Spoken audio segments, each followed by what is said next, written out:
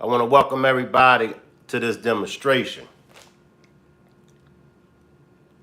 Shocking news. Trump or Jesus?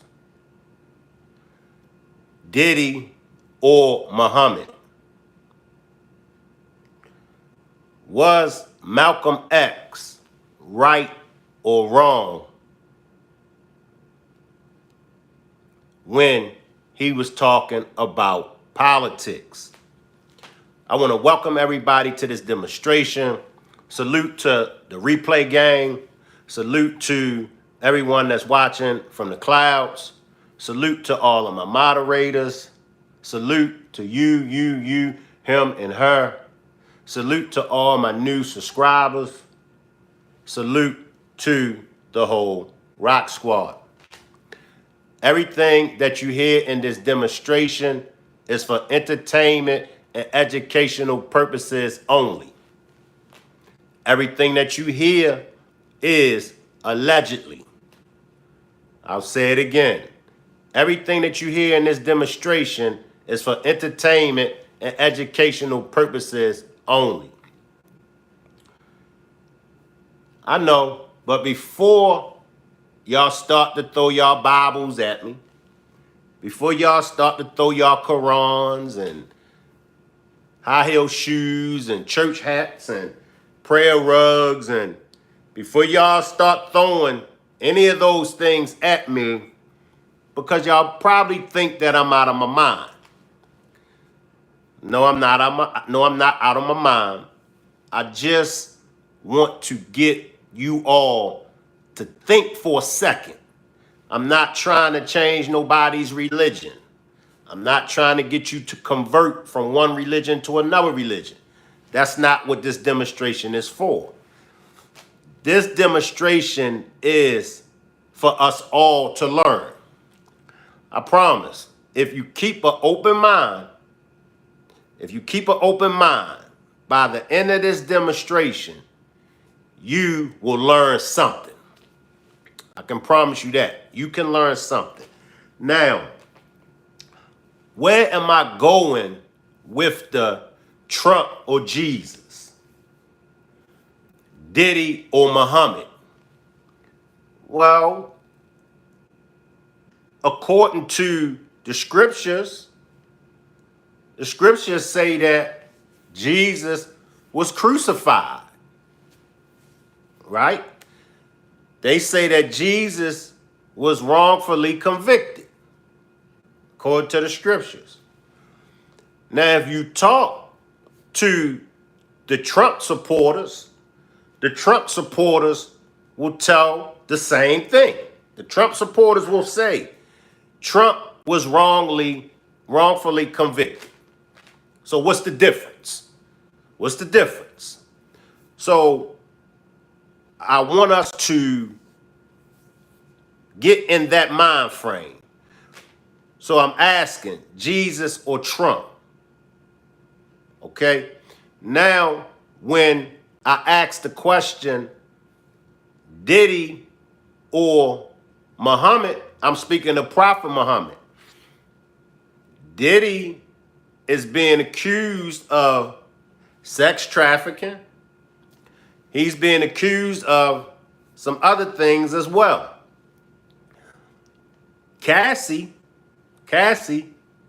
his former girlfriend, allegedly met Diddy when she was 17 years old, right? Did y'all know that the Prophet Muhammad, youngest wife, Fatima, was 12 years old when Prophet Muhammad married her? Now, and that's according to the scriptures.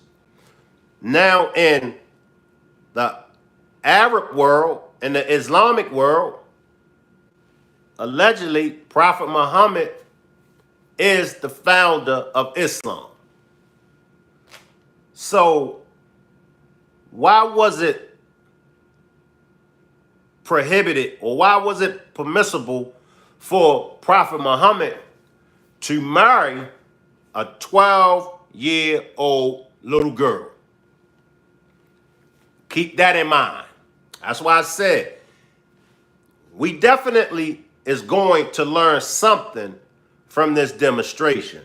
Salute Leslie. Salute 80s baby. Salute Nola. Salute Sages. Salute Juanita. I see y'all. Salute. And also Malcolm X. Now, Malcolm X was talking politics back in the 50s. Malcolm was talking politics back in the 60s. And he said some things.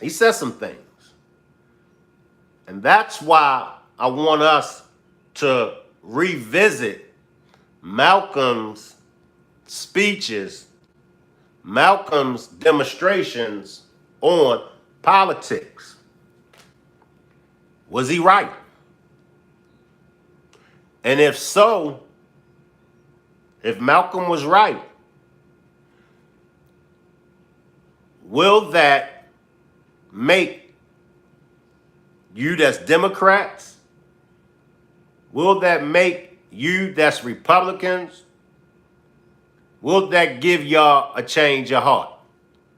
Salute to Be More Gooch. I see you to Be More Gooch. Be More Gooch says, I'm no Muslim or practicing Christian, but in those times, the laws are the same as the Western world today. Good point, Gooch. Good point. And we definitely, I want you to stay right there. So the Be More Gooch says, he's no Muslim. He's not practicing Christianity. But he's saying in those times, the laws are the same as the Western world today. How many of y'all agree with that? How many of y'all disagree? How many of y'all agree with it? How many of y'all disagree? And remember everybody, I'm not trying to get you to denounce your religion. I'm not trying to get you to convert from one religion to another. I'm just striking up an interesting conversation. If you disapprove of the conversation, just do yourself and everybody else a favor and just exit the platform. Be More Gooch says, not the same, bro. Help me understand, Gooch. Help me better understand. Help me better understand. Because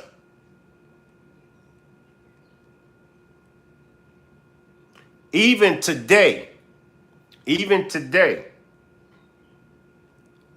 in different societies, not in the Western world, but in different societies today, it's legal for a man to marry an underage female. And we got to keep in mind that America, the Western world, is only about that much of the whole world.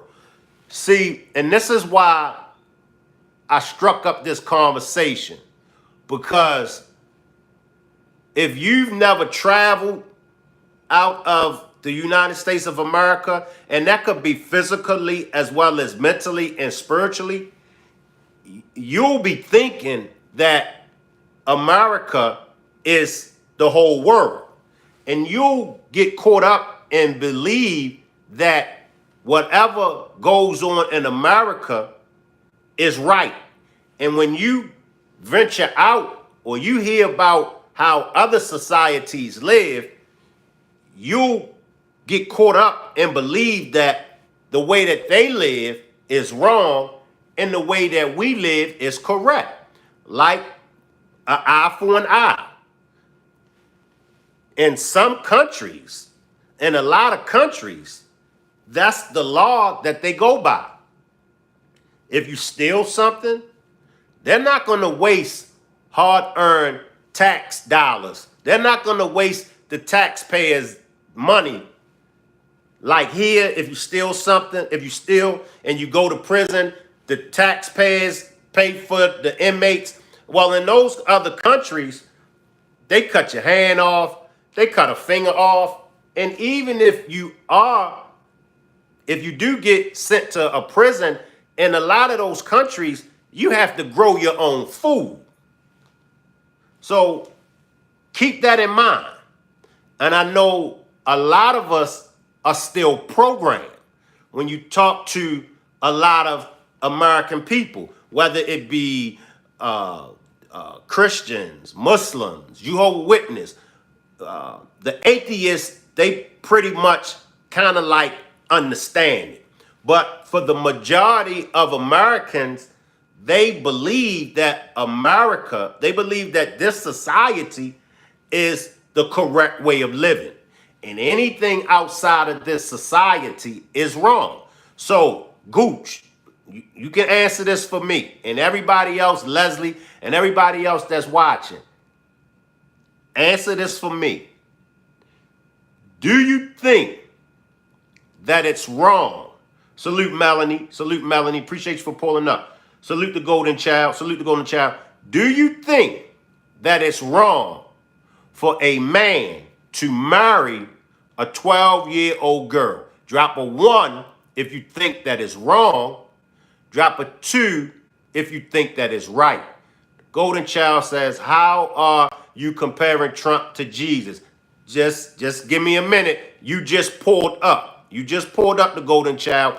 And so I explained why I'm comparing Diddy and Muhammad and Trump with Jesus. So just bear with me, the Golden Child. Okay, the Golden Child says Malcolm was right. So do you believe that Malcolm was right when it comes to politics?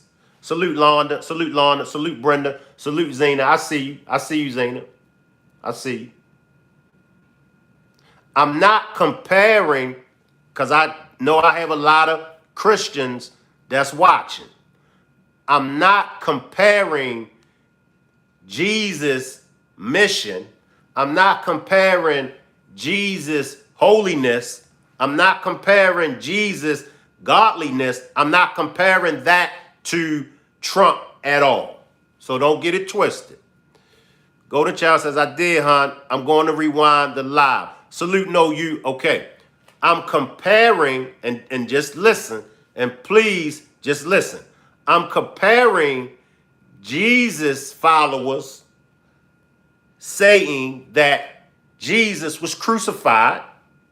I'm comparing that to Trump supporters as saying Trump was wrongfully convicted.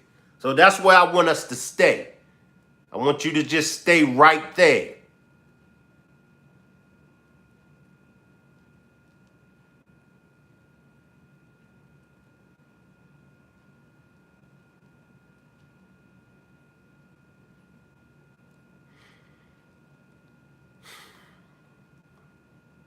So we're going to start with Malcolm. Was Malcolm right when he was speaking on politics? And if so, if Malcolm was right when he was speaking on politics, where do that leave us today? And when I say us, I'm talking about Americans, period. I'm not talking about black Americans. I'm not talking about white Americans. I'm talking about Americans, period. Where do that leave us? Because he touched off and he made some very good points. But I'm going to go to Malcolm.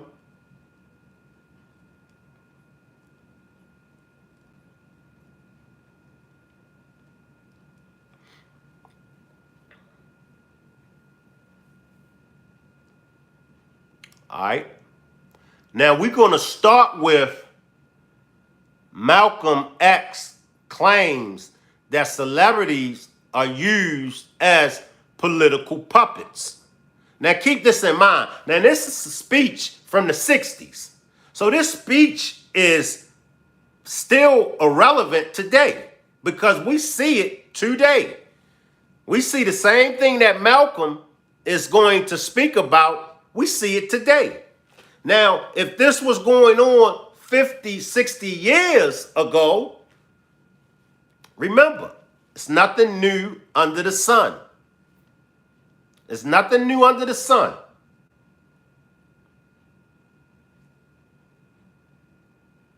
So let's check out Malcolm. Let's check out Brother Malcolm. And remember, I don't want this to be a black America thing or a white America thing. I want this to be an American thing. Okay? I want us to focus in on this as Americans. Let's listen to Brother Malcolm.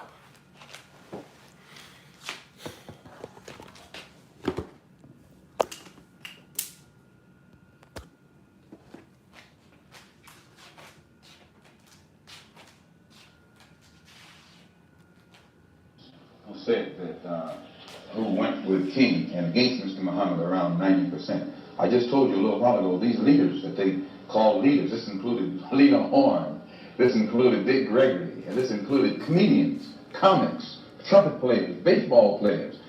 Show me in the white community where a comedian is a white leader. Show me in the white community where a singer is a white leader. Or now, listen to what he said. Now, this is 50, 60 years ago. Now, this is still irrelevant today. Show me in any other community besides the black community where the comedians are leaders. And if you look in our community, we're always looking at the comedians, the celebrities. We're always looking at them to be our role models. We're always looking towards them to be our savior. They're always being used. They're always being used by the political parties. Huh? Don Play salute says, I'm a Clover Rock. Appreciate you, Don Play. Appreciate you, Don Play. But let's listen because he's talking about the celebrities. And this is still irrelevant today. This is Malcolm X. Dancer or a trumpet player is a white leader. These aren't leaders. These are puppets and clowns that have been set up over the white community and over the black community by the white community. Drop a one. Drop a one if you think that the celebrities, the comedians, drop a one if you think that they are puppets. Drop a two if you don't think so. Drop a one if you think the celebrities, the comedians are puppets. Drop a two if you don't think so. And have been made celebrities and usually say exactly what they know that the white man wants to hear. And it is an honor, actually, that they endorsed Dr. Martin Luther King and were against the Honorable Elijah Muhammad. That's actually an honor. Now, when you say that they also, in the same Newsweek poll magazine, I think the pollster said that he went into the Negro community and asked about the Muslims.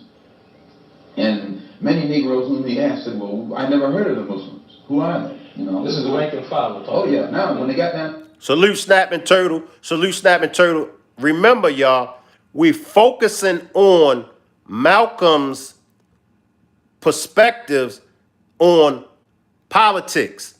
We're not focusing on who assassinated Malcolm. We're not focusing on what Malcolm used to be. We're not focusing on nothing from Malcolm X but his political views. So please, please, please don't flood the chat with so-and-so assassinated Malcolm X. Don't flood the chat with nothing outside of Malcolm's perspective and views on politics. Salute, Snapping Turtle.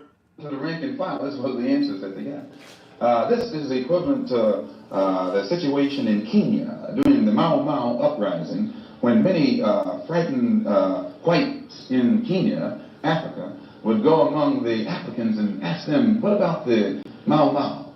And the African would say, I never heard of them. And the same white man who would ask the African this question and very naively believe what the African said when he went to bed that night, he would lose his head. And usually the one who took his head was the same African who told him that afternoon he had never heard of the Mau Mau. Except in the Newsweek poll, they used Negro interviewers. You'll find that oftentimes Negroes are as much on guard around Negro interviewers, who usually represent the bourgeois element of Negroes, as they are on guard around whites. Usually Negroes know that when this bourgeois Negro walks through the door, he is not doing something that he's initiated himself, but he's involved in something in which the white man is the absolute author of and has sent him to the Negro community for some information. And when they give that Negro some information, usually they give him the information that they want him to take back to the white man, because that's who he's going to take it back to. And we see this 60 years later. We see the same thing that Brother Malcolm spoke about 60 years ago. We still see it today amongst our black celebrities. Let's listen to some more. Our time is just about up, Minister Malcolm, and perhaps you could summarize and conclude by giving us, in your opinion, and the opinion of Mr. Elijah Muhammad, what would be the ideal solution to the racial problem in the United States today? Well, on Thursday, October the 3rd, the New York Tribune, in an editorial, pointed out in Boston, in an article called The Civil Rights Iceberg, they pointed out how Kennedy had realized that beneath the water, the civil rights whole problem was political suicide. Because in his own hometown, the head of the Board of Education, a woman named Mrs. Now I'm a backtrack. Salute Randall. Salute Randall. I'm a backtrack because he's speaking on Kennedy now. He's speaking on Kennedy. Drop a 1 if y'all are in agreement with what he's about to say about Kennedy. Drop a 1 if y'all disagree. Let's listen to what Malcolm speaks. Political suicide. Because in his own hometown, the head of the Board of Education, Tuesday, October the 3rd, the New York Tribune, in an editorial, pointed out in Boston, in an article called The Civil Rights Iceberg, they pointed out how Kennedy had realized that beneath the water, the civil rights whole problem was political suicide. Because in his own hometown, the head of the Board of Education, a woman named Mrs.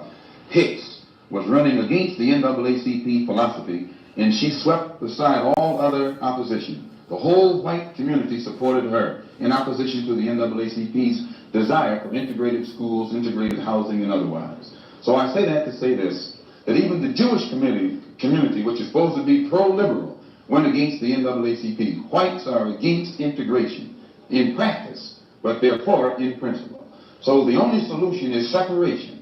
And the Honorable Elijah Muhammad says that this can be brought about simply by letting our people be exposed to the truth about ourselves, about the white man, about our history and our condition in this country. And once we are exposed to the complete truth about things as they actually exist in this country, the masses of black people will choose complete separation from this entire system, political system, economic system, social system, and whatever other aspect or description or adjective you want to attach to it.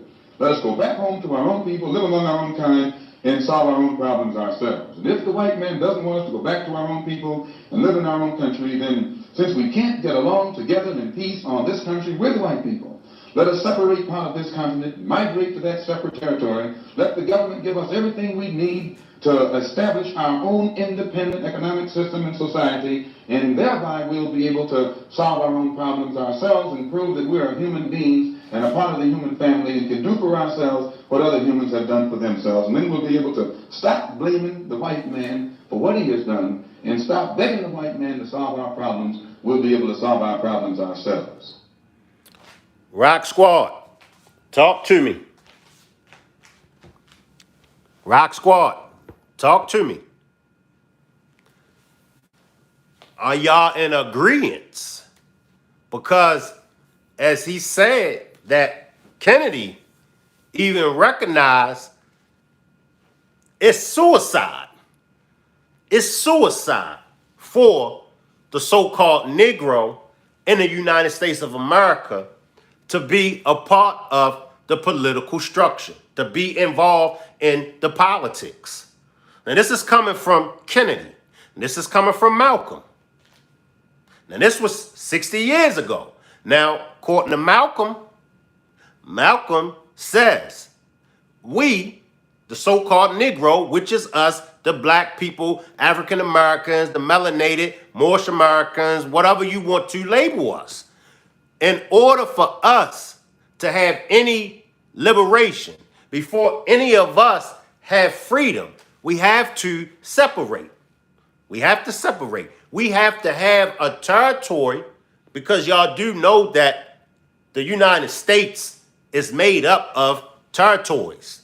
For all those that didn't know that, for all of y'all that thought that it's the United States of America, it's territory. And it's always been territory. We need our own territory to fend for ourselves and build for ourselves. Drop a one. Drop a one. I want to go further because I want to hear him speak on liberals. I want him to speak on conservatives. I want him to speak on Democrats as well as Republicans. Now, 60 years ago, and this is coming from, I would say, and many of y'all can correct me, repent and believe in Christ's Lord. I would say that Malcolm X, is one of the top three. He might be number one, but I always say that the Honorable Elijah Muhammad was the greatest man in the United States of America. And the reason why, because now some people would put Malcolm before Elijah Muhammad, but Malcolm was the student. Elijah Muhammad was the teacher. But I would say, I would rate Malcolm as being one of the top three greatest men in the United States of America. The Golden Child says, hey, King, this is an interesting topic. Sorry I came off rude. I saw the title and automatically assumed the worst. I'm ready. I'm already a subscriber. I'm going to watch the replay when I get off. I appreciate you, the Golden Child, and no problem.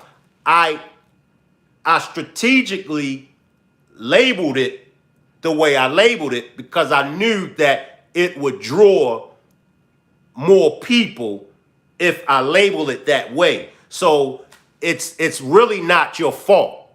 It's not your fault, the Golden Child. It's really not. But it's the way I worded it. And I did word it that way strategically because I knew that that would get the people to come. I'm glad that you feel as though it's an interesting topic. That's what I want this to be. I want it to be an interesting topic, and I want all of us to be able to get something out of it. So I really appreciate you, the Golden Child. I appreciate you.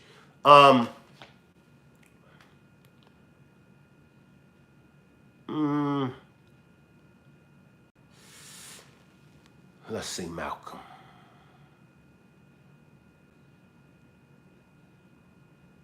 Okay. I think this is interesting as well. Now, this is Malcolm, the ballot, or the bullet. Okay. It's getting close to election time. I haven't voted. I've never voted. And I'm going to be casting my first vote this year.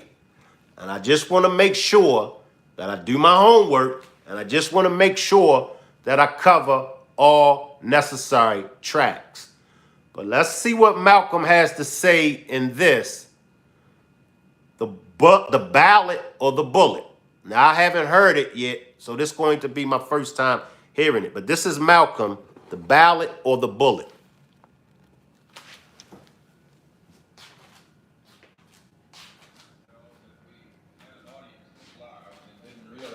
There were some enemies President. This afternoon, we want to talk about the ballot or the bullet. The ballot or the bullet explains itself. But before we get into it, since this is the year of the ballot or the bullet, I would like to clarify some things that refer to me personally concerning my own personal position. I'm still a Muslim. That is, my religion is still Islam.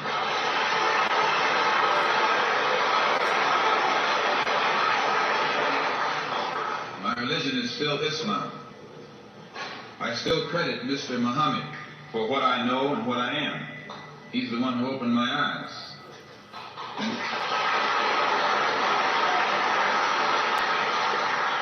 So he's just paying homage to the Honorable Elijah Muhammad. He's just giving credit to the Honorable Elijah Muhammad. At present, I'm the minister of the newly founded Muslim Mosque Incorporated, which has its offices in the Teresa Hotel right in the heart of Harlem. That's the Black Belt in New York City. And when we realize that Adam Clayton Powell is a Christian minister, he has Abyssinia Baptist Church, but at the same time he's more famous for his political struggling. And Dr. King is a Christian minister from Atlanta, Georgia, but he's become more famous for being involved in the civil rights struggle. There's another in New York, Reverend Galamison. I don't know if you've heard of him out here. He's a Christian minister from Brooklyn, but has become famous for his fight against the segregated school system in Brooklyn. Reverend Cleave, right here, is a Christian minister here in Detroit. He's the head of the Freedom Now Party. All of these are Christian ministers.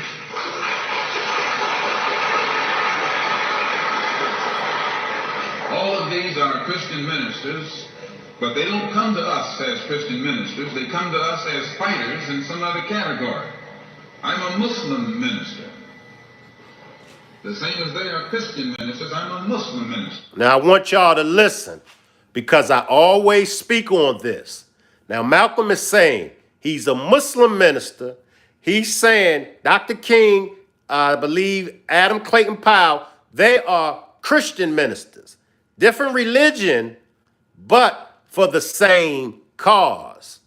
And I truly believe until we put aside our religious preferences, until we put aside all of the things that separate us, until we put those things aside and come together under one banner for one cause, then I truly believe that we all, as Americans, will stay divided. And I don't believe in fighting today in any one front, but on all fronts.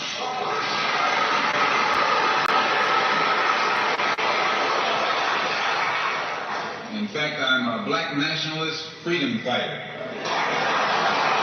Did y'all hear what he said? He says he's a black nationalist freedom fighter.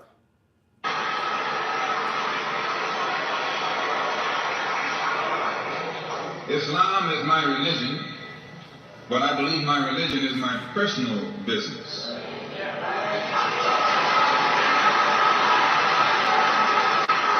It governs my personal life, my personal morals. And did y'all hear that?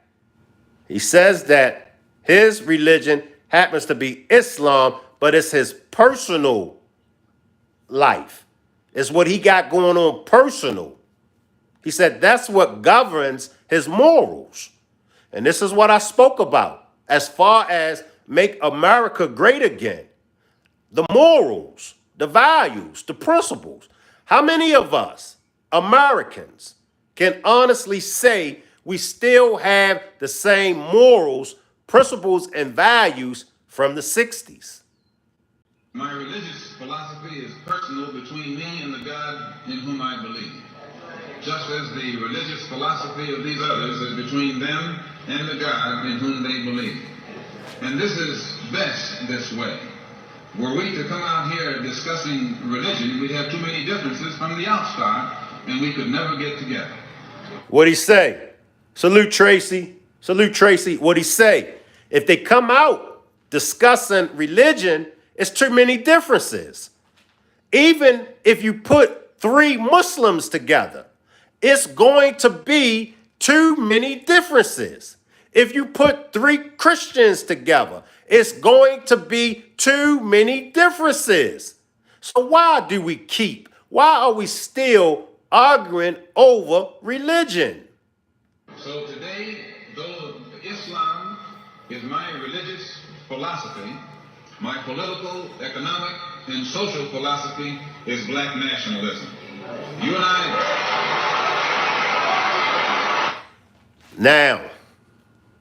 Now, he said his political party is black nationalists. Let me backtrack it. He speaks on his political party. Listen to what he say his political party is. And we could never get together. So today, though Islam is my religious philosophy, my political, economic, and social philosophy is black nationalism. Is or was Malcolm right or wrong? I want us to stay right there, Rock Squad. Notice, he didn't mention nothing about his political party being Democratic, Republican, liberal, or conservative. Rock Squad, talk back to me. Somebody talk to me. Do you agree with Malcolm or do you disagree with Malcolm about his religious, about his political party? This is why I wanted us to chop it up. And I have to make y'all aware, there are 60%, if not more, there are 60% of white Americans that feel as though Malcolm was right. How do y'all feel? How do y'all feel? Do y'all agree with Malcolm or do y'all disagree with Malcolm? Malcolm said his Malcolm said his political party is black nationalists. He didn't mention nothing about Republican, Democrat, conservative, or liberal. The Golden Child says, just know Trump nor Biden gives a care about black or poor white folks. I'm not voting ever again. If you want to make some type of differences, vote for your local officials. Give us our reparations. I agree, the Golden Child. Tracy says, yes, Malcolm was talking the truth. Black nationalism is what's missing. I was raised up by strong black nationalist men that died too soon before the struggle was won. I agree with you, Tracy. I'm in agreement with you, the Golden Child, as well as Tracy. Let's listen to some more.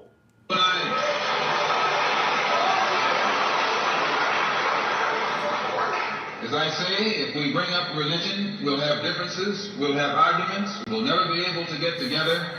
But if we keep our religion at home, keep our religion in the closet, keep our religion between ourselves and our God, but when we come out here, we have a fight that's common to all of us against the enemy who is common to all of us.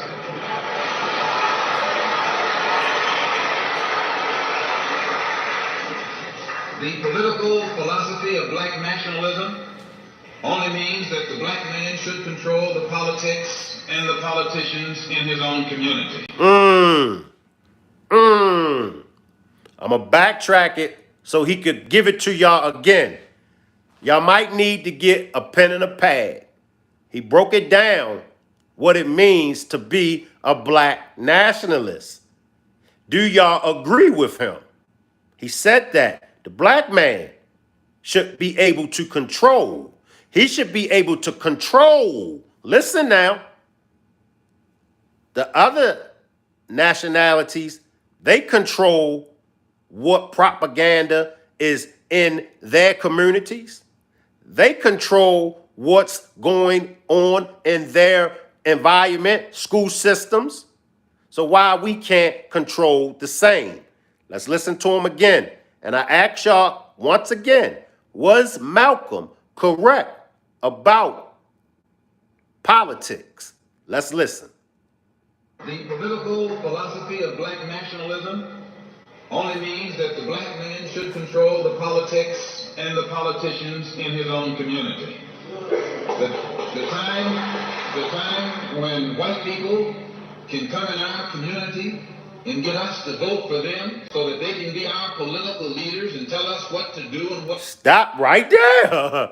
I don't even got to go no further. Now, this is what was going on 50 years ago. The same thing that's going on today was going on 50, 60 years ago. Come on, people. It's nothing new under the sun. We see the same tricks that they were pulling on us 50, 60 years ago. We see the same tricks today. Rock Squad, talk back to me. The same tricks.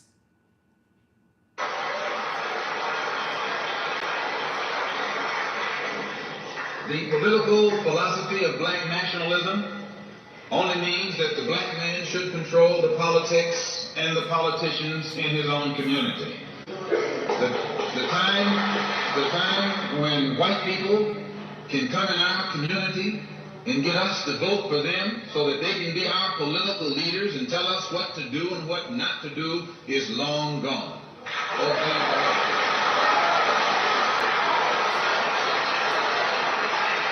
Salute Juanita. Juanita says it's the same game, different players. 60 years later, the game is still being played. Different players, but the same game. By the same token, the time when that same white man, knowing that your eyes are too far open, can send another Negro into the community, get you and me to support him so he can use him to lead us astray, those days are long gone.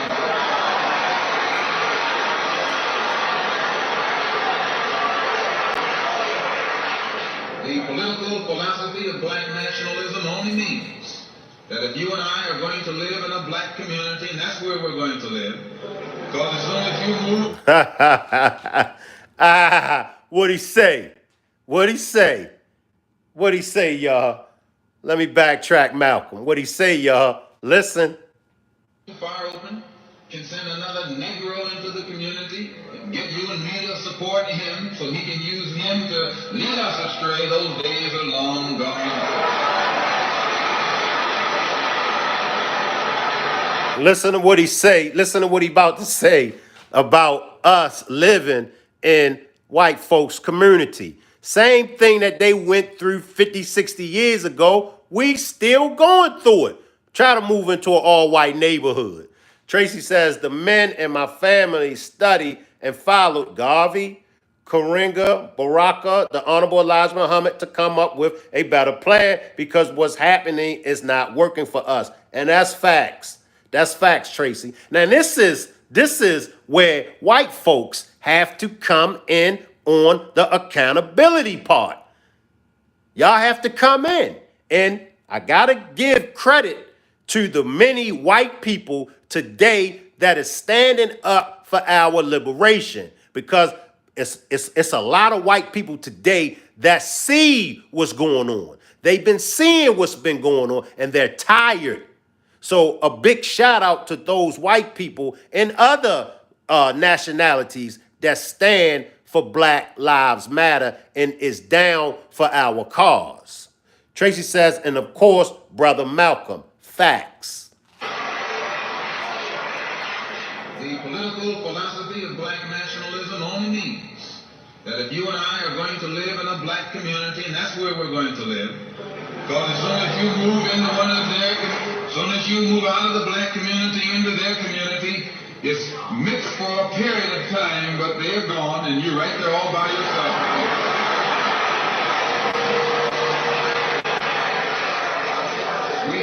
We must understand the politics of our community, and we must know what politics is supposed to produce.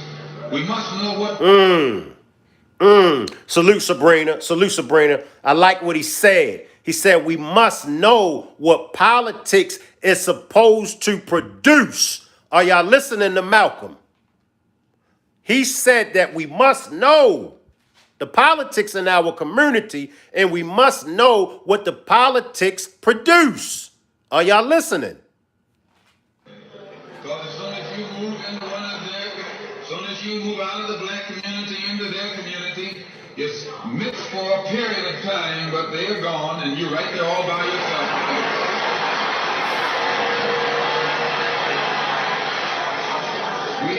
We must understand the politics of our community, and we must know what politics is supposed to produce. We must know what part politics play in our lives. And until we become politically mature, we will always be misled, led astray, or deceived or maneuvered into supporting someone politically who doesn't have the good of our community at heart. This is deep, y'all. This is deep. It's deep, but it's so plain that a high school kid can understand it. It's deep. It's so plain that a junior high student can understand this. It's so deep, but it's so plain, believe it or not, that an elementary school kid can understand this. I hope y'all are listening, and I hope y'all are comprehending. So the political philosophy of black nationalism only means that we will have to carry on a political program of re-education to open our people's eyes, make us become more politically conscious, politically mature. And then we will, whenever we get ready to cast our ballot, that ballot will be cast for a man of the community who has the good of the community at heart. And I'm going to throw this out there right now. Who has the best interest for our community? Who has the best interest for us? Is it Trump or is it Biden? I'll let y'all answer that. I don't want to hear nothing else about what Trump is convicted of. I don't want to hear nothing about what Biden's son is up against. I don't want to hear none of that. I want the answer. Between Trump and Biden, and be honest, you got to choose one. Between Trump and Biden, which one of them has the best interest for our community? I'm going to say Trump. Y'all can decide who y'all want to decide on. The economic philosophy of black nationalism only means that we should own and operate and control the economy of our community. And let me just say this. I know all about politics. That's why I never voted. So contrary to whoever believes that I don't know politics, trust me, I know politics very well. That's why I never voted. None of them got my vote. You know why? Because none of them had our interests. None of them. You would never find, you can't open up a black store in a white community. White man won't even patronize you. And he's not wrong. He got sense enough to look out for himself. And you don't have sense enough to look out for yourself.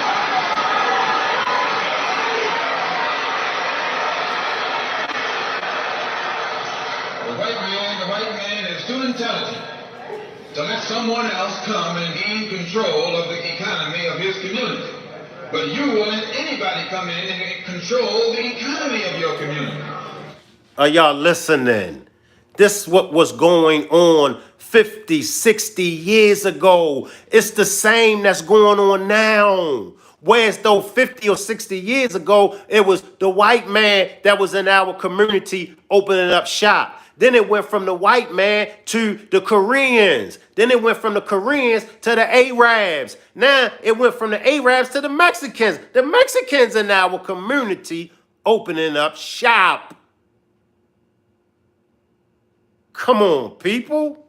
Control the housing, control the education, control the jobs, control the businesses under the pretext that you want to integrate. No, you're out of your mind.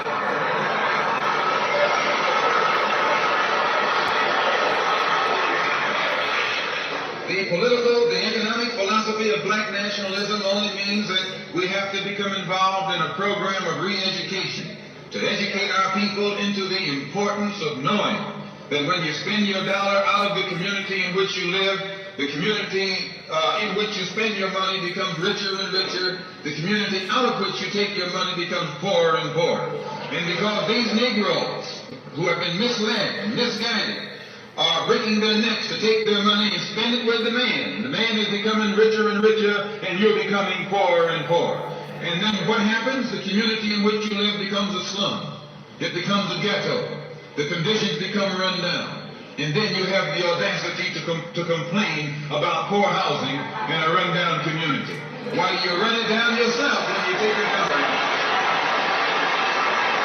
Now, just like I had to tell white folks that they had to be accountable for something, now I'm telling black folks what we got to be accountable for. We got to be accountable for our neighborhoods. Our neighborhoods is ran down. Our neighborhoods went from being neighborhoods to being hoods. And we walk around and wear that like a badge of honor. Ain't nobody messed up our neighborhoods. We messed up our own neighborhoods.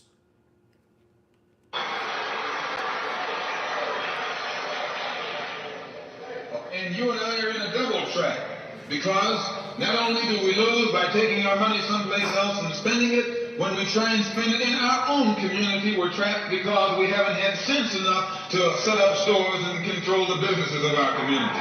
Stop right there. Man, just look at the celebrities alone. Just look at the athletes, right? Just look at all these people that we got in our communities that we idolize, that we worship. The Bible says what? The Bible says what? The Quran says what? All the holy book says what about false worshiping and idolizing. But we worship these whatever you want to call it, we worship these people. And they don't put not a dime back into our community. I'm talking about our own. See, this is when we got to be held accountable. We always quick to talk about the politicians. We always quick to talk about the president. We quick to talk about what everybody else ain't doing when we should be doing it ourselves. Sabrina says, I don't think Malcolm or Dr. King would be happy with our state of being. That's facts. SD says, Muhammad, peace be upon him, best example for humanity. Chatan, I hope I pronounced it right, says Jesus. The man who's controlling the stores in our community is a man who doesn't look like we do. He's a man who doesn't even live in the community. So you and I, even when we try and spend our money in the block where we live or the area where we live, we're spending it with a man who, when the sun goes down, takes that basket full of money in another part of the town.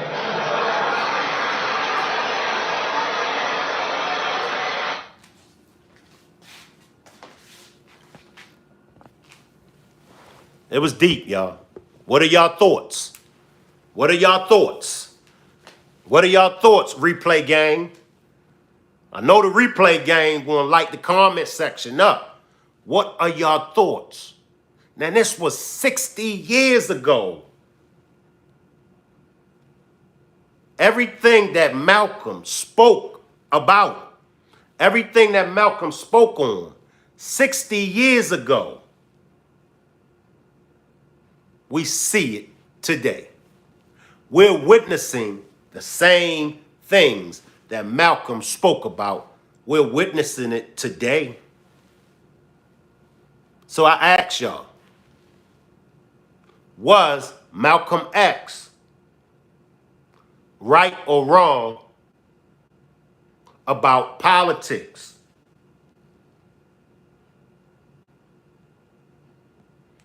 Notice, he didn't say Republicans.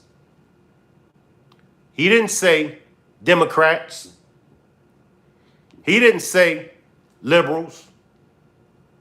He didn't say conservatives. He said black nationalists. Now, for all of y'all that claims Y'all know so much about politics. Where you at? Where you at?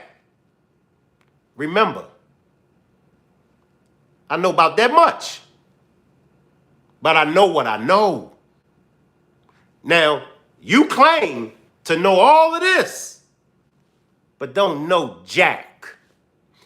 Salute Happy Gilmore. Happy Gilmore says Malcolm X's political alignment was neither Republican nor Democrat. Rather, it was focused on advocating for the rights and empowerment of black people through any means necessary. So what are we going to do? What are we going to do before we cast our vote? See, and this is why I put everything together. This is why I strategically titled it the way I titled it. Now, we're going to talk about Trump and we're going to talk about Jesus. Trump or Jesus? Which one was crucified? Could it have been they both was crucified? Do y'all know that? And this is some homework for all of y'all. Do y'all know that Jesus wasn't even nailed to a cross? Do y'all know that Jesus was actually hung from a tree? Happy Gilmore says, I'm white. I will be happy to join the conversation. And you're more than welcome, Happy Gilmore. This is about Americans. This is about us as Americans. So you're definitely welcome to speak your mind. Give your opinion. Do you feel as though Malcolm was right or wrong? Also, Trump or Jesus? Because many believe that Jesus was nailed to a cross. Jesus was hung from a tree. So now you'll have the followers of Jesus that will talk about Jesus being crucified. You get with the Trump supporters will say the same thing. The followers of Jesus will say he was wrongfully convicted. Trump supporters will say the same thing about Trump. I can't believe that the chat is quiet. I can't believe that the chat is quiet. I know I'm like 2 hours late, 3 hours late, but I had some, business that I really needed to take care of. I did schedule the demonstration for 5, but I had some business that I needed to take care of. But that still shouldn't stop y'all from commenting. No Republicans? No Democrats? No liberals? No conservatives? Where everybody that always trying to tell Shank Rock about politics? Where y'all at? I'm calling y'all out. And it ain't just one. So don't get it twisted and think Shank talking about me. I'm talking about all of y'all. I'm talking about all of y'all. Y'all love to crowd my chat and talk politics. And I played the fool. I laid in the cut like I ain't know what was going on. I knew what was going on. You think I ain't know what? Y'all think I don't know politics? Why you think I ain't vote? But you claim to know politics, but your ass been voting for the wrong person all your goddamn life. Make it make sense. Make it make sense. How is it that you that claim to know politics have been voting all these years and ain't get no results? Me, who y'all claim don't know nothing about politics, haven't voted not one time. Because I know what it's about. Malcolm just gave it to y'all. Right. Church mouse. It's crickets now. Nobody don't want to say nothing. Y'all know the old man can get on one. Y'all know that. I'm famous for getting on one. I just lay in the cut, let shit play out. I just wait for it's my time to strike. I just watch, observe, listen. I don't say nothing. Now, Diddy or Prophet Muhammad?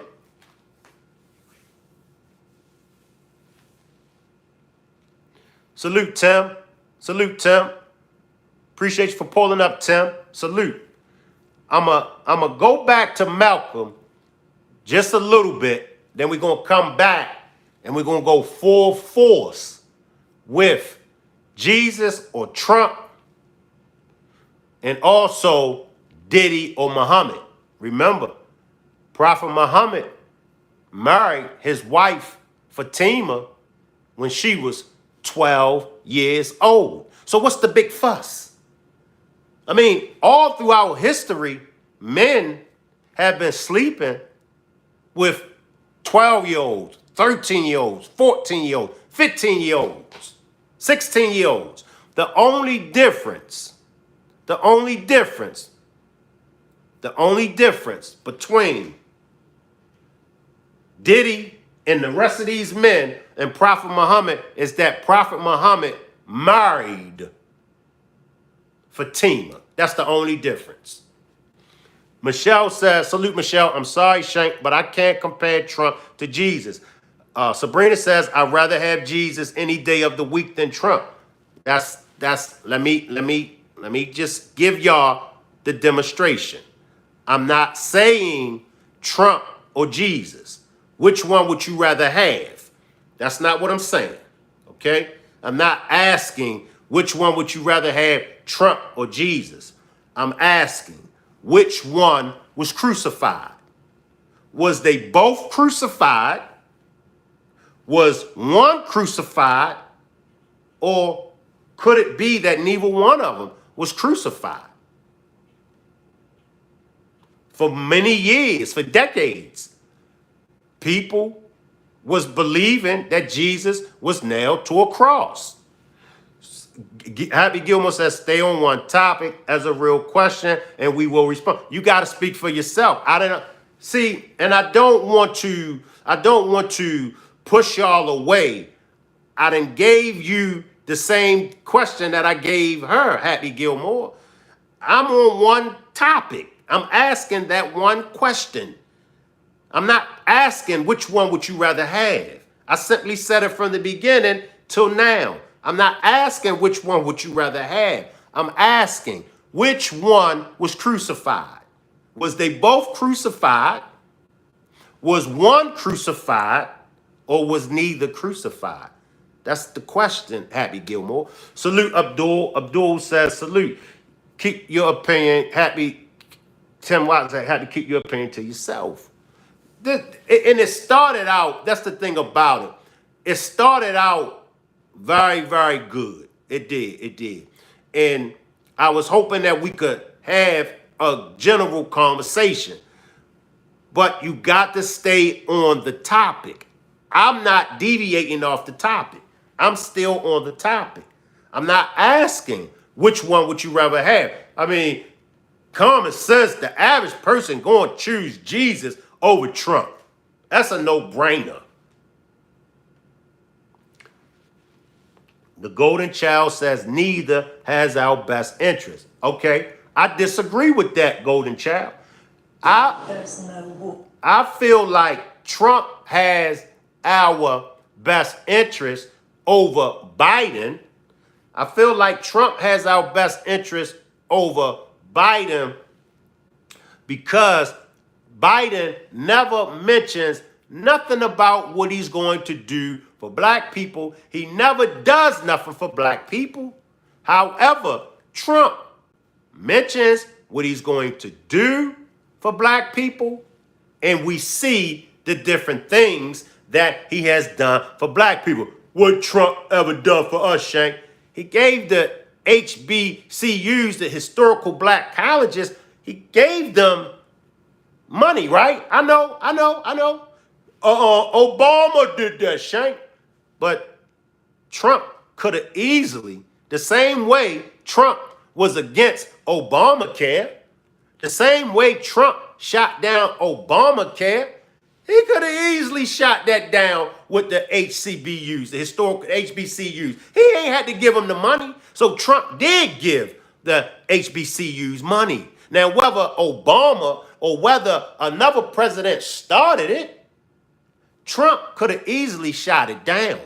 So that's one of the things that he done for black people. See, what we got to stop and what we got to start doing, first what we got to start doing, we got to get out of our own way as black people. And we got to get out of our feelings. And just because we don't like a person, the person can be helping. Your head can be busted to the white meat. The person can be trying to stitch you up just because you don't like the person. I don't want your help. I don't want your help. A person can be stabbing you in the back, but just because you like this person, just because this person fooled you, you'll let the person continue to stab you in your back, knowing that this person ain't no good for you. We got to get out of our own way. Just keeping it 100. We got to get out of our own way. We are so deep into our feelings. All it takes is for us to not like somebody. And the last time I checked, you don't like yourself. Prove me wrong. She don't like herself. He don't like himself. So you know if she don't like herself, you know if he don't like himself, you know you ain't got nothing coming. A bunch of miserable, toxic people sitting around not liking nobody because they don't like themselves. But let's go back to Malcolm. Let's go back to Malcolm because I don't want to get on one. I want to stay on this topic. I'm going to finish up with Malcolm, and then we're going to come and we're going to land with Muhammad or Diddy, Trump or Jesus. And when I ask the question, Muhammad or Diddy, I'm just asking, well, if Muhammad could marry his wife Fatima at 12, what's the big deal if Diddy was sleeping with these underage females? That's when I asked Diddy or Muhammad. What's the difference? What's the difference? Muslims all over the world practice Islam, knowing that Muhammad married Fatima when she was 12. Y'all don't think it's something wrong with that? Come on, y'all. Come on, y'all. Let's go back to class.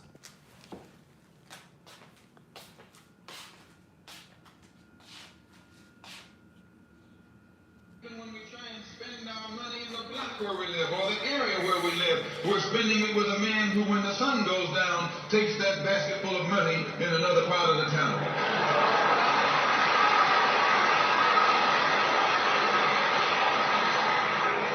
So we're trapped, double trapped, triple trapped. Anywhere we go, we find that we're trapped. And every kind of solution that someone comes up with is just another trap. But the political and economic philosophy of black nationalism, the economic philosophy of black nationalism shows our people the importance of setting up these little stores and developing them and expanding them into larger operations. Woolworth didn't start out big like they are today. They started out with a dime store and expanded and expanded and expanded until today they're all over the country and all over the world, and they're getting some of everybody's money. Now this is what you and I in General Motors, the same way. It didn't start out like it is. It started out just a little rat race type operation, and it expanded and expanded until today it's where it is right now. And you and I have to make a start. And the best place to start is right in the community where we live.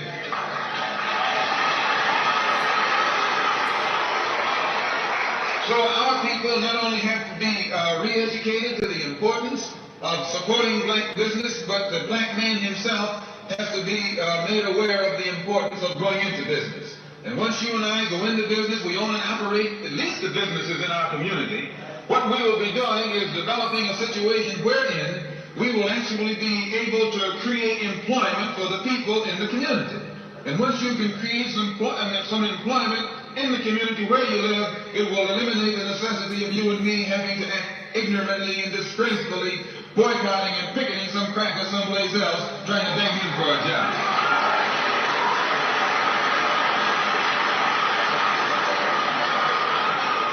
Anytime you have to rely upon your enemy for a job, you're in bad shape.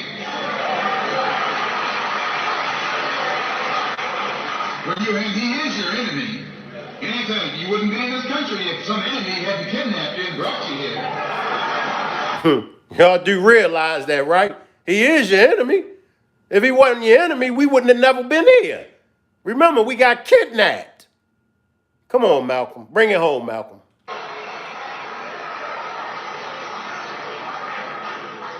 On the other hand, some of you think you came here on the Mayflower.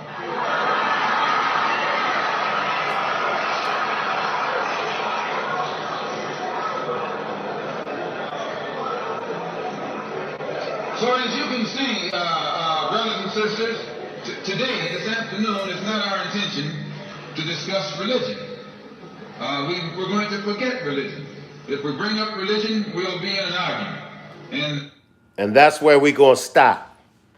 Because the same way that Malcolm said that about religion, look, when it came to religion, and we really didn't even dig deep into religion.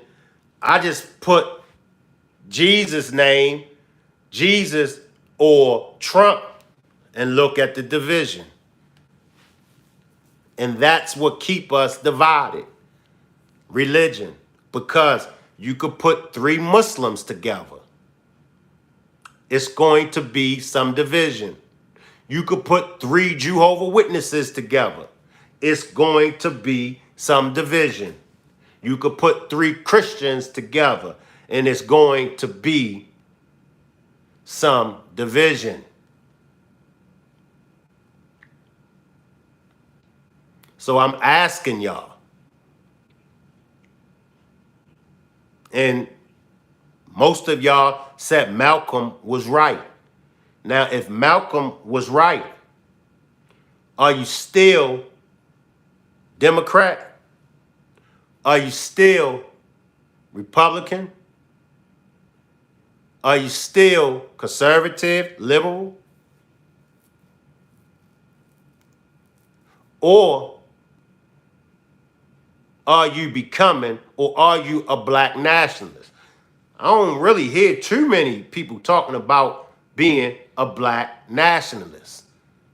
See, I don't even think y'all knew that you could be a black nationalist, because once again, we've been programmed to either be Republican or Democrat. We've been programmed, liberals or conservatives. Black nationalists, what is that, Shank? Right. See what I'm saying? But you know all about politics. If you knew all about politics, then you would know that that's a political party. I see you, beautiful. Hey, Abdul, tell her she don't want none. Abdul, let her know I'm on one, Abdul. Let her know I'll roast her ass.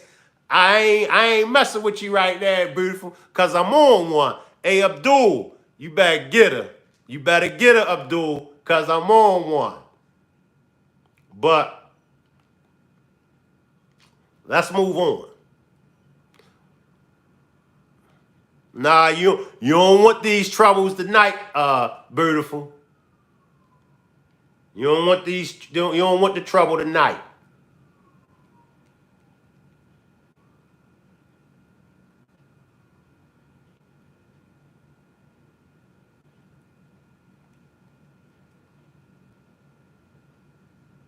I'm coming, y'all.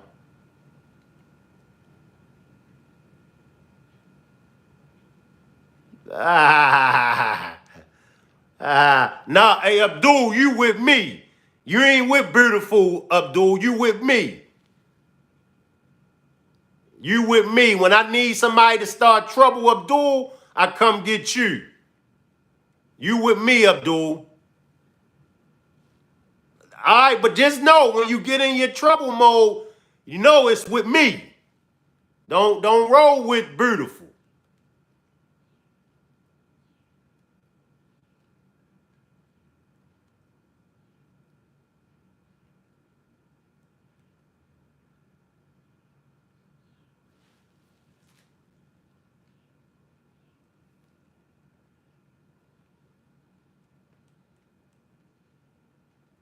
I'm coming, y'all.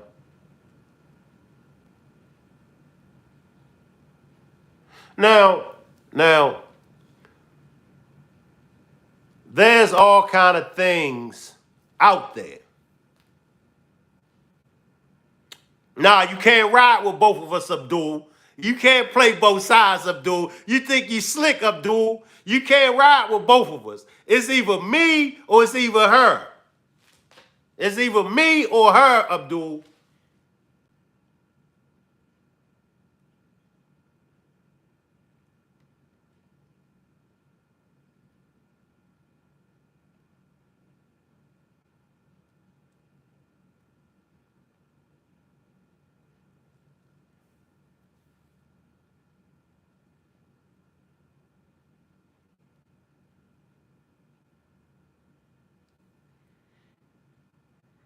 Yeah. Cause y'all already deep, beautiful. Salute E back. It's only like me, the Full Life, and a couple other people. Y'all deep. Y'all deep when it comes to roasting me. So I gotta recruit as many people as I can. Right, you got positive vibes, 80s baby. Okay, the golden child says neither. And see, over the years, and this is when I will take the comments from the chat. All right. I will take the comments from the chat, and I'll take everything that y'all have to say about Jesus. Salute James. Salute James. James says Shank, black nationalist and black caucus the same. Well, my perspective on it, no. My perspective on it, no.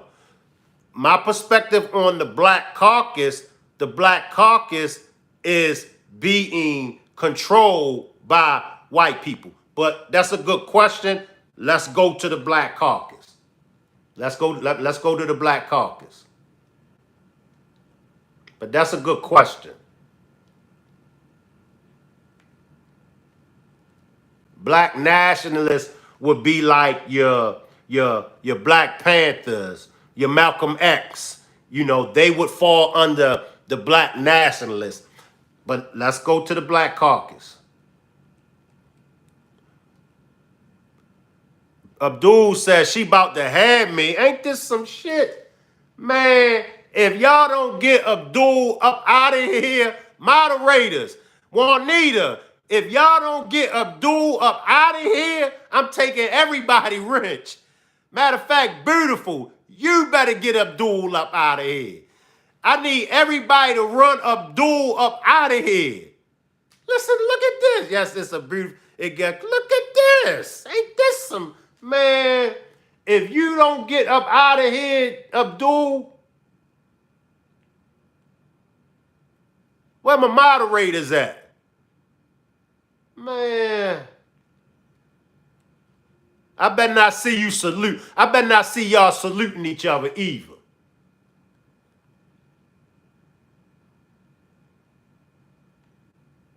Nah, Abdul, nah, Abdul, nah, Abdul. Ain't been over here on the platform a hot second. Look at beautiful. Abdul, you ain't been over here on the platform a hot second, and you already acting up. Nah, Abdul, no. You going with all that, Abdul? He ain't been over here a hot second.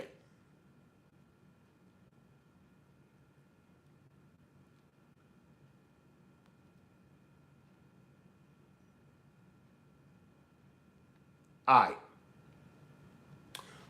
We're going to go to the Black Caucus.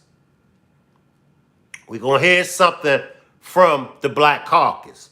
And then I want, right, Juanita, right, get them up out of here, Juanita. Juanita with me. Well, Abdul say the only ones that get to roast you. Not you, Abdul. Abdul, you ain't been here a hot second. Now we're going to compare Malcolm and the black nationalists that he's speaking of, and we're going to go to Roland Martin in the Black Caucus, the changing face of the Congressional Black Caucus. And we're going to compare and see if they in alignment with each other or are they separate. But Abdul says, what's that supposed to mean? Beautiful says, Abdul, just get him some olive oil for his head, he will be all right. And you're going to laugh at that, Abdul. I'm going to remember that, Abdul. I'm going to remember that, Abdul. Let's check out Roland Martin. He's going to speak on the Black Caucus. And let's see if it's in alignment with Malcolm's black nationalists.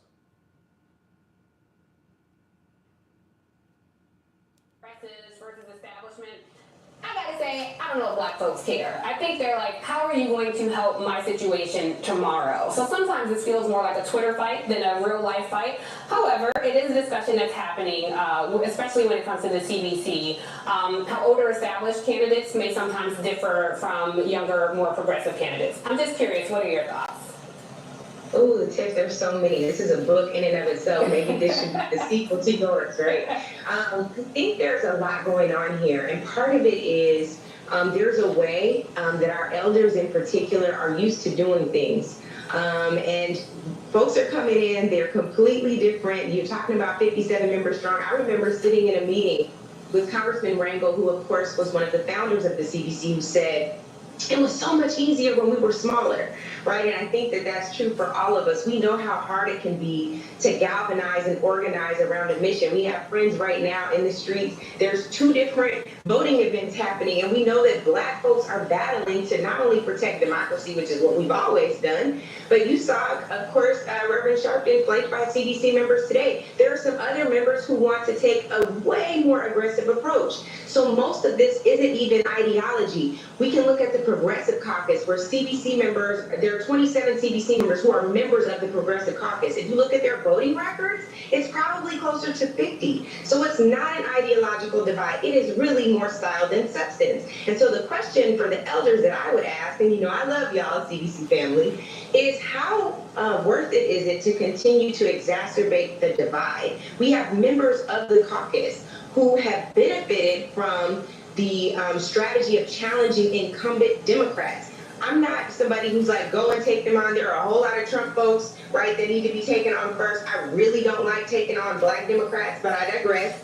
But there are members, including Congressman Meeks, who is the chair of the CBC PAC, who benefited from Elliot Engel being challenged. He now sits in the chairman seat that Elliot Engel once held at Foreign Affairs. So again, like I said, there are, we could go miles for this, there are bars for this, but I just wanted to give you some examples of where you see some slight differences, but really when you look at the end result, we all get to the same place.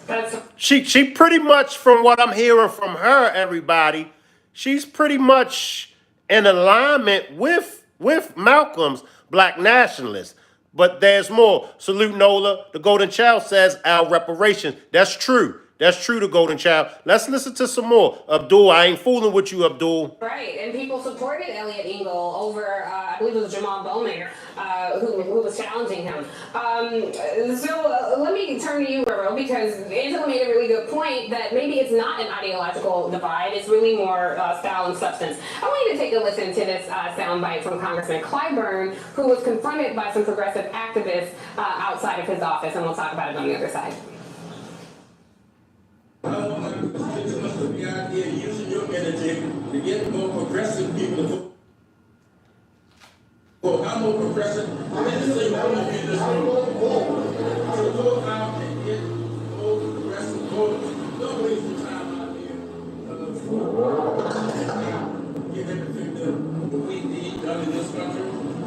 You're wasting time. Yes, you're wasting time. All progressive.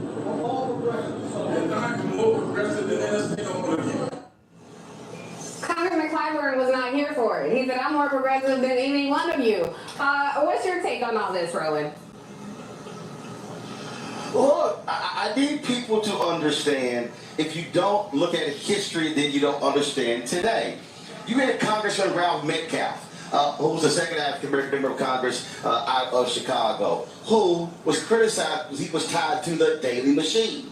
And then, of course, when Fred Hampton was killed, he led an effort for an investigation. You have always had CBC members who differ. Remember, today is the March on Washington, the anniversary of the March on Washington for Jobs and Freedom. Congressman Adam Clayton Powell was fighting Reverend Dr. Martin Luther King and others because here he was with power in Congress, political power, and they were out in the streets. You always had this divide. We also need to understand something, and black folks have got to realize this here. Every black member of Congress is not from a, quote, black district. Right. Let me repeat that. They're not from black districts. Significant white population, the Hispanic population, gerrymandering, how it's also impacted. And so when you say you're representing us, no, you have to understand the makeup of the district. Every congressional district is 700,000 people. And folks lose sight of this. So a Congressman Sanford Bishop here in Georgia is from a more conservative district, how it's drawn.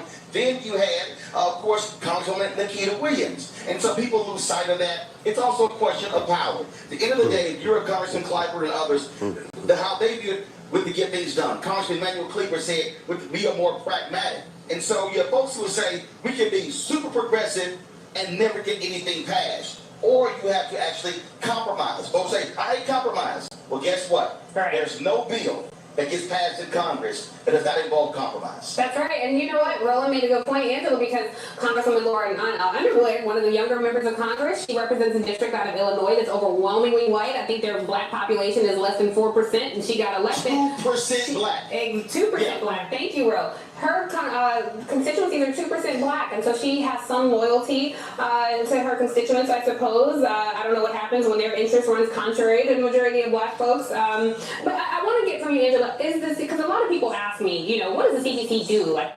and I'm gonna let it run, y'all. It sounds like the Black Caucus. It sounds like they are lining up with the Black nationalists now. This is gonna probably have to be a part 2. The Golden Child says Malcolm would never suggest us to vote for Trump or Biden. Abdul salute Ebet. Abdul says Shank not playing politics. He playing wannabe politician. The Golden Child says at this point I'm neither. Beautiful says Abdul, I can't save you. I'm weak. All right. Oh, and also let me before I forget, y'all. Right, James. Right. Similar. And I'm going to let it finish. So, for everybody that's been following the Shanquilla Robinson case, I will be doing a update. Salute to Full Life. That's my man. The Full Life. That's my man. Tomorrow at 10 p.m., I will be doing the update on the Shanquilla Robinson case. Also, we will be going over the second annual meet and greet. The second annual meet and greet will be in Charlotte, North Carolina.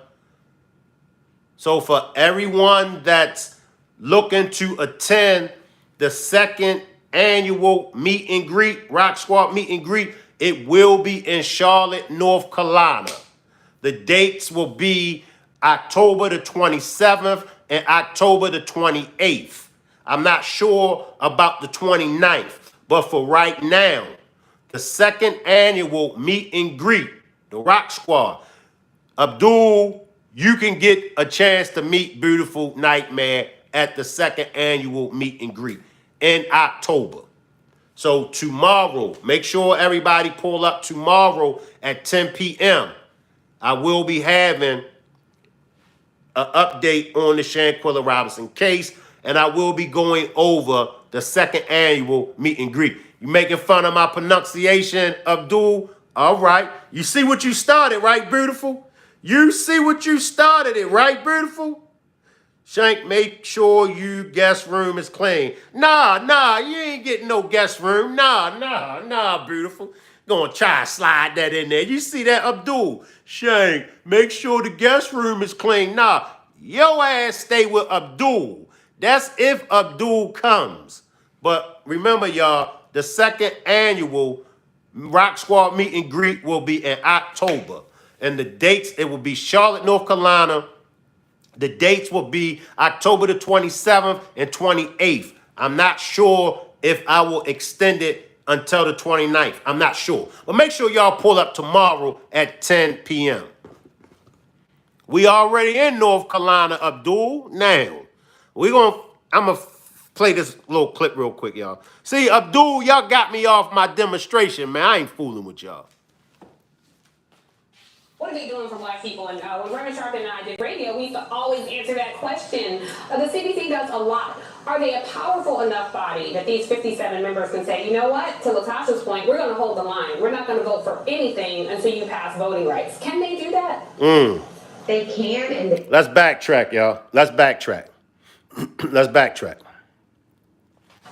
To her constituents, I suppose. I don't know what happens when their interest runs contrary to the majority of black folks. But I want to get from you, Angela, is this, because a lot of people ask me, you know, what does the CDC do? Like, what are they doing for black people? And when Reverend Sharp and I did radio, we used to always answer that question. The CDC does a lot. Are they a powerful enough body that these 57 members can say, you know what, to Latasha's point, we're going to hold the line. We're not going to vote for anything until you pass voting rights. Can they do that?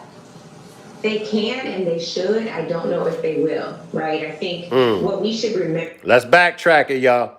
Now, the CBC, of course, is the Congressional Black Caucus. So it seems like they trying to do some things. Let's listen, y'all. The CBC does a lot. Are they a powerful enough body that these 57 members can say, you know what, to Latasha's point, we're going to hold the line. We're not going to vote for anything until you pass voting rights. Can they do that? They can and they should. I don't know if they will, right? I think what we should remember as Roland talks about history is how the Congressional Black Caucus was founded in 1971. So after Adam Clayton Powell, right? Again, Mr. Rangel challenged Adam Clayton Powell. So in 1971, this is after they had a meeting with President Nixon. They gave him more than 60 recommendations of what needed to be done for black people. So I would tell the CBC writ large, and I know this is something they wrestle with every Wednesday meeting.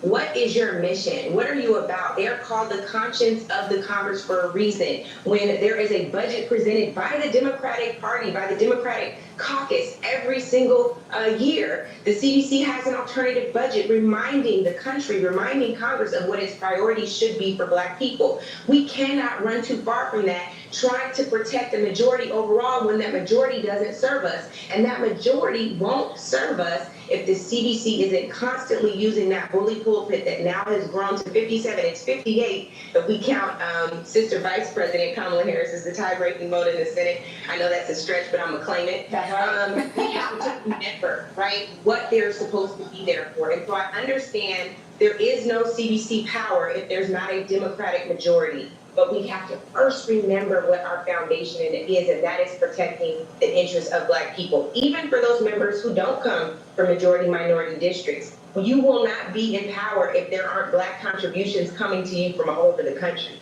So you gotta have a balance. I do not envy them. I get to talk about it. They gotta vote on it. But I really want them to harken back to their foundation. Yeah, I hear you. And Ro, sorry, I didn't know if you were saying something, but go ahead, Ro, real quick. We have like 10 seconds. No member of Congress owns a seat. If someone challenges you, then you run. I don't care if you're black, Latino, white. And so if you get challenged, suck it up, campaign, and make your point. But nobody gets to get upset because someone challenged you because you challenged someone else. Wow. Wow, Rock Squad. Wow. You learn something new every day. Wow. Wow. Wow. I'm speechless.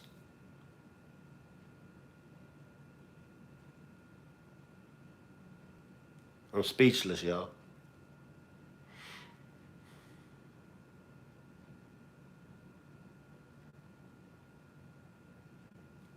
Wow.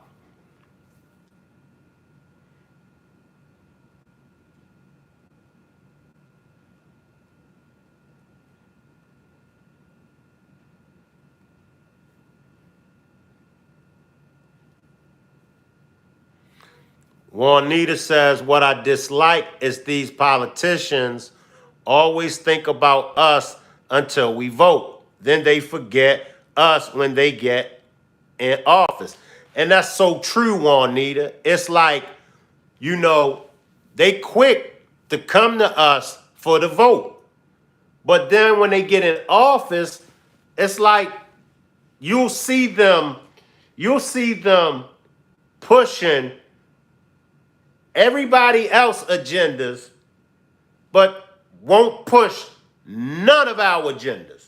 You'll see them with the LGBT community. You'll see them with the immigrants. I mean, and you just be scratching your head and you be like, the last time I checked, and then you'll get the immigrants. This the real cold piece of all of this. The immigrants will start talking shit to us. The immigrants I'll be hoping that they come talk shit to me. I'm gonna talk shit back. The immigrants always telling us about the opportunities that we have. But what the immigrants fail to realize, the opportunities that we supposed to have, they give those opportunities to y'all. If y'all are these spectacular people that come from other countries and come to this country and do this and do that, why y'all don't stay y'all raggedy asses in your own country?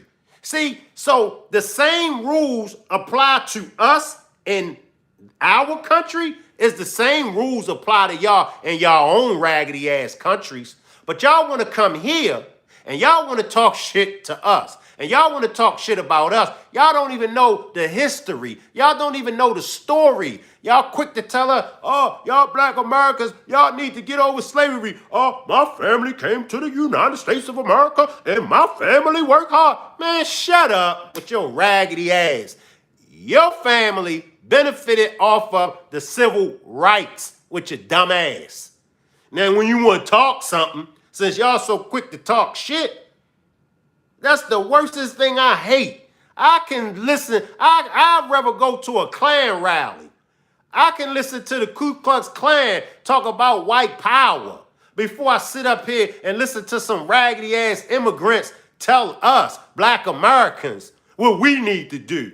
Your raggedy immigrant ass need to go back home to your country and try to make things work. I bet you can't. But you want to come here and tell us about our struggle. Negative, partner.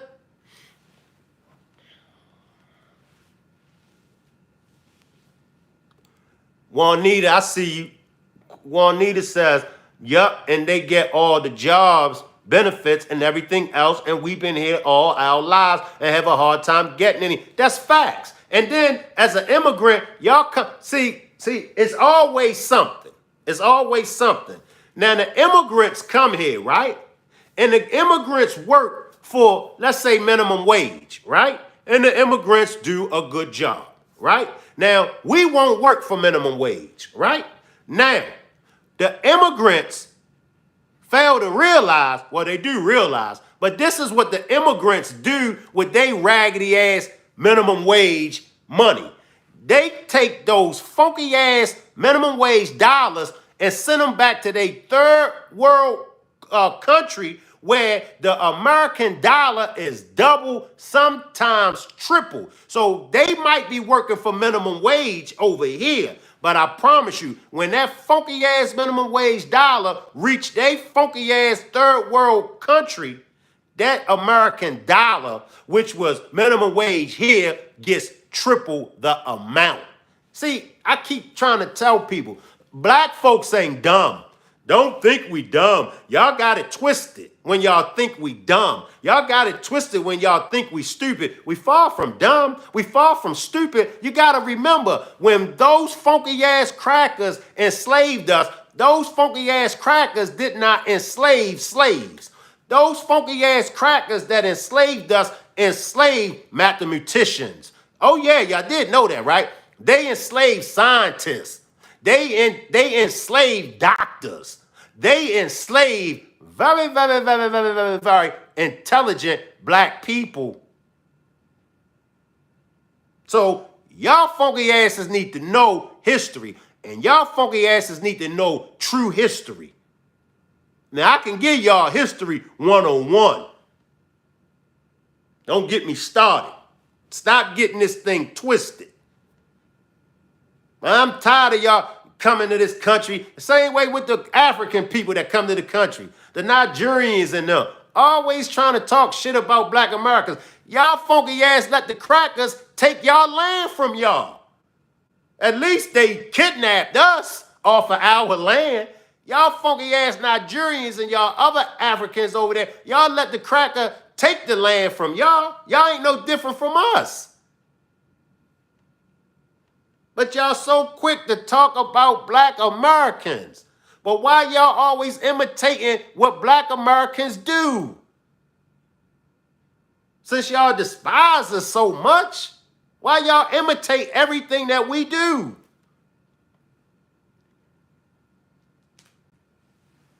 I mean, I'm just saying. So before y'all try to talk shit about black Americans, before y'all try to down black Americans, y'all funky asses better learn some history. And y'all funky asses better know y'all and y'all parents that came to this country and made a better living for yourselves, y'all funky asses, y'all benefited off of the civil rights.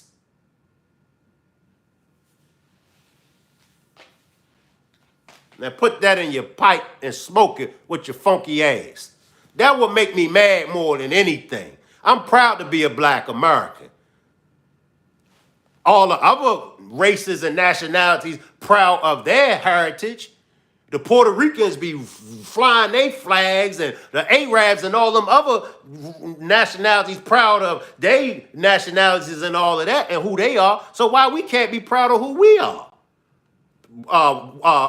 White power, proud of white power. I don't have no problem with the Ku Klux Klan.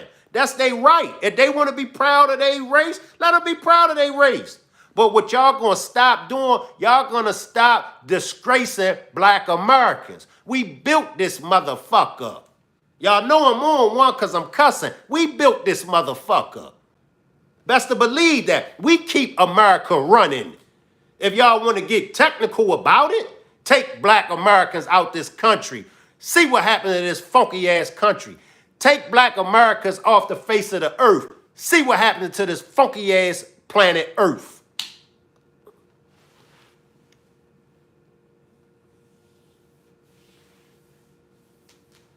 Dr. Westside, go take your funky ass to the back of the bus. Better yet, moderators, escort Dr. Westside funky ass to my office. Coming in here with that. You don't know history. I know history. Your funky ass don't know history.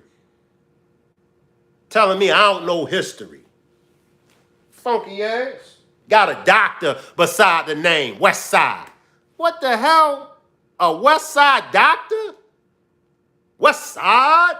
What you in the Ice Cube and Mac 10 and them group? Westside Connection? Dr. Westside? We got a gang-banging doctor in the chat, y'all. I done heard it all. A doctor that's a gangbanger. What set you claiming? Doctor? Man, you can't make this shit up. You can't. Lord have mercy. A doctor from the West Side. Lord have. See, beautiful, y'all started this. Chris Roos says, okay, yeah, I'm white, but what started this heated discussion? You good, you good.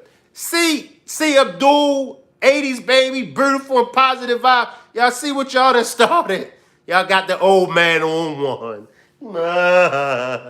Y'all got the old man on one. Let me see what this is up here. Oh man. Let's see. Y'all got Juanita laughing. You see what they started, Juanita? Those troublemakers. damn troublemakers with they funky asses. At end of the day, I'm not fooling with the chat. I'm not fooling with the chat after today. So when y'all wonder why, damn, why Baldy ain't reading my comments? Damn, why the old man ain't reading my comment? Damn, why Big Clifford Red whatever ain't reading my comment? It's because of y'all. I just got here, I was watching Handsome Liberal. Chris is a liberal. Just know I ain't dealing with the chat no more. Y'all man, messed up the demonstration. Nah, Lord have mercy. Let me get back to this. Let me get back to this, man. Positive Vibes says, Baldy, I'm sending a super chat. No, you ain't. Oh, no, you ain't. I ain't even going to answer the super chats. So your ass going to be wasting your super chat money for nothing with your funky ass negative vibes. Don't you send me no super chat. Don't blame us, Mr. Clean. Oh, my goodness. Lord have mercy. You see what happened to full life when you ain't around? Salute, Mel. Now everybody want to pull up. Oh, no, you ain't beautiful. Now everybody want to pull up. Now that the old man is on one. Look at Juanita. Appreciate the super chat, Juanita. And I know you heard me say I ain't answering no damn super chats, Juanita. Now don't you do it, Juanita.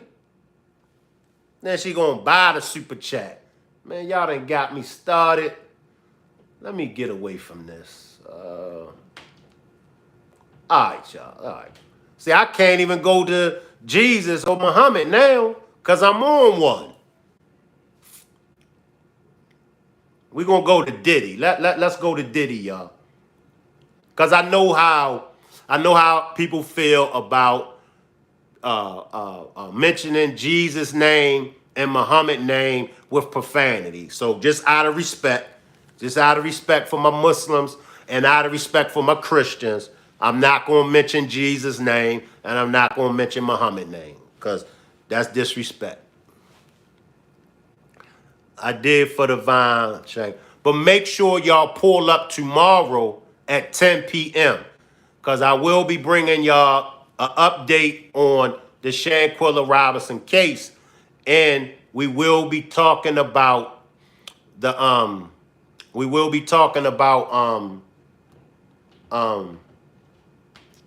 the second annual meet and greet. Shank, one of your mods removed me, Abdul. Oh, somebody remove Abdul. Put Abdul back in, y'all. Unblock Abdul.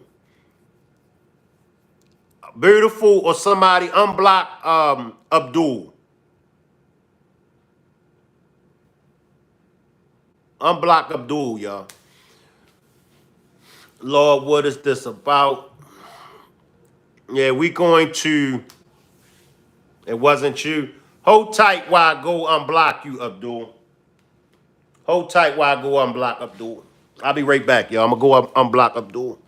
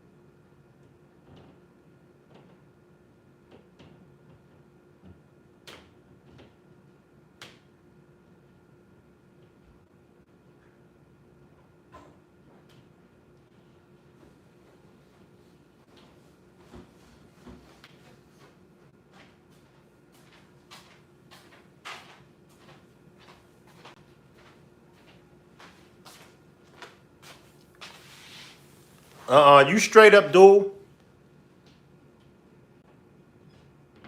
You straight.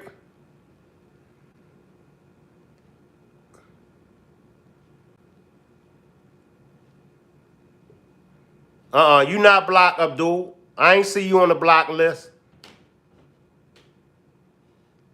He timed out. Let me see. Hey, I don't feel like going way back up them damn steps, Abdul.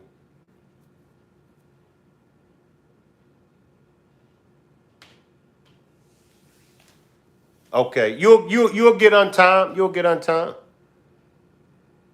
You ain't innocent. I got y'all threw me off today.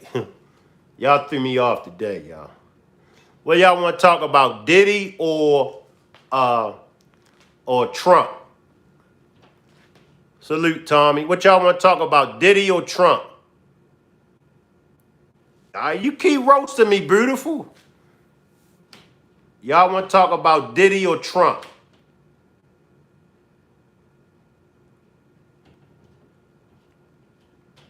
All right. Or y'all want to talk about Jaguar? Y'all know Jaguar got locked up.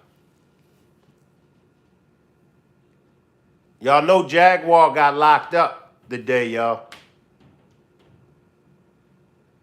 Yeah, I heard what I heard what Boosie said about Diddy. Let's go to Boosie, y'all. We're gonna go to Boosie.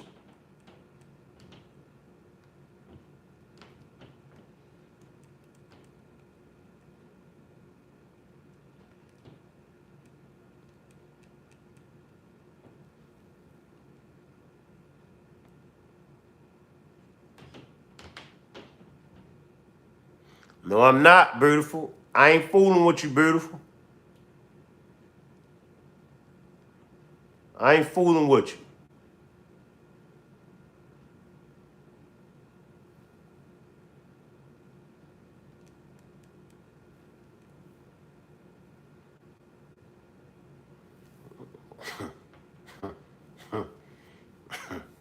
Y'all keep roasting me. Yeah. Y'all keep beautiful, positive, 80s, baby. Abdul, y'all keep roasting me.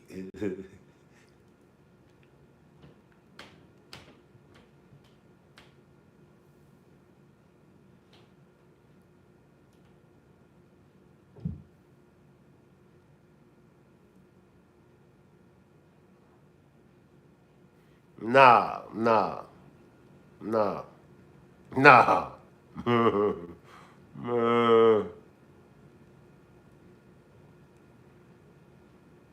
As of tomorrow, I will be not answering no chat. Anybody that got something to say to me in the chat, I will not be answering it.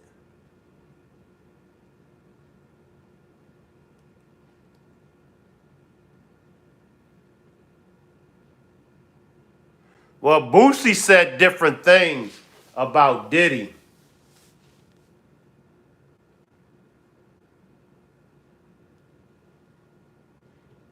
Y'all messed me up today, man. Y'all got me on one. I don't feel like doing nothing but laughing. Y'all messed me up today. Thanks, guys. I really appreciate you guys. Way to go, guys. Way to go, Rock Squad. Y'all really messed me up. Way to go. I don't feel like doing nothing. I don't feel like doing a demonstration. I don't feel like looking for nothing. I don't feel like doing nothing but laugh. Salute, Zayna. Make sure y'all pull back up. I'm trying to think tomorrow. Oh, Sexy Red. Yeah. Hey, I'm telling y'all, the demonstration that I do tomorrow on Sexy Red, all of y'all gonna be Sexy Red fans. I got some shocking news about Sexy Red. I was gonna do it today, but I'm gonna do the Sexy Red tomorrow. Yeah. Wait till y'all when I tell y'all, if y'all not a Sexy Red fan, after tomorrow's demonstration, y'all will be a Sexy Red fan. Yeah. Yeah. The girl, she's bad. I'm telling y'all. I'm telling y'all. I'm telling y'all. She can really rap. She can really spit. Yeah.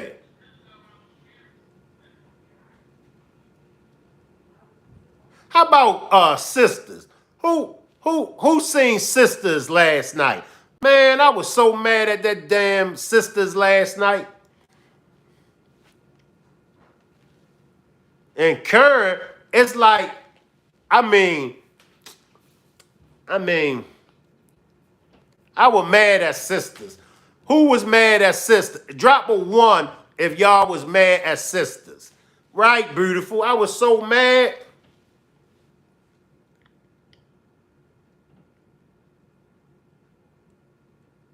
I was so mad at Sisters. But yeah, I got some shocking news about Sexy Red, y'all.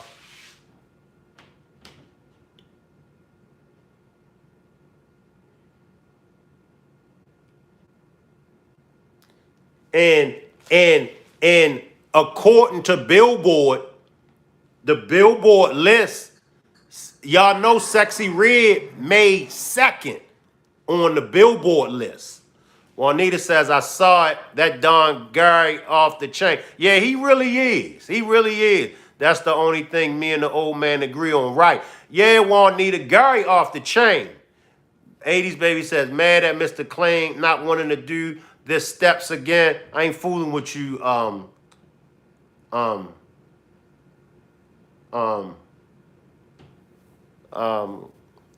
baby. Gary off the hook. But yeah, y'all, Sexy Red. Sexy Red is number 2 on the Billboard list for rappers. It's inspiring. People wanna, they see my freestyles, they look at my wordplay and my catchiness, my catchy phrases and my music, and they try to take it. That's the problem. And doing that. She is a rapper. Why y'all hate on Sexy Red? 80s baby. Mel says T.O.T. is brilliant. He's showing how women that are successful get caught trying to please our men and forget our mission to success. Beautiful says, child, and why Sabrina trying to have a baby still with that man? Something wrong with Sabrina. Something wrong with Sabrina.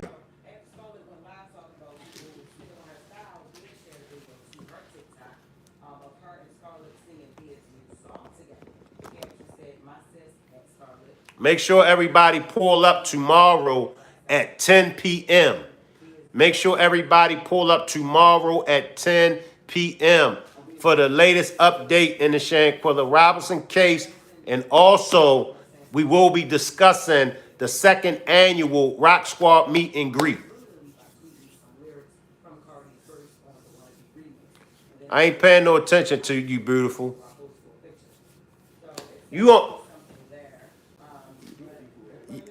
Y'all wouldn't know nothing about the group home girls if it wasn't for Pee Wee ass. Pee Wee funky ass. That's the only way y'all know about the group home girls is Pee Wee funky ass.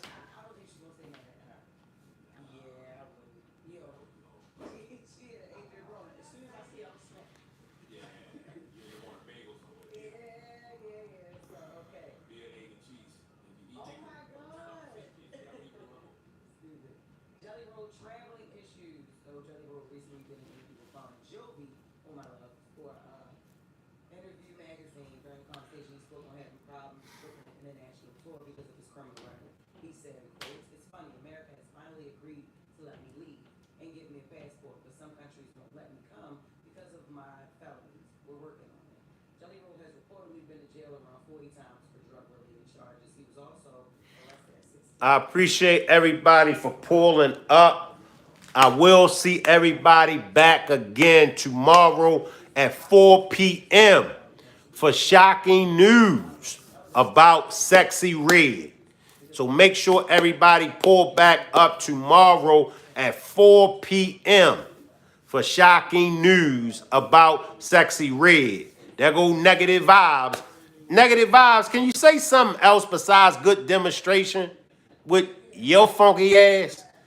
Oh, Power come on tonight? All right, I'm going to check Power out. And make sure, so tomorrow at 4 p.m., we will be chopping it up about Sexy Red. And then tomorrow at 10 p.m., we will be chopping it up about update in the Shanquilla Robinson case. Salute everybody, and I'll see y'all tomorrow.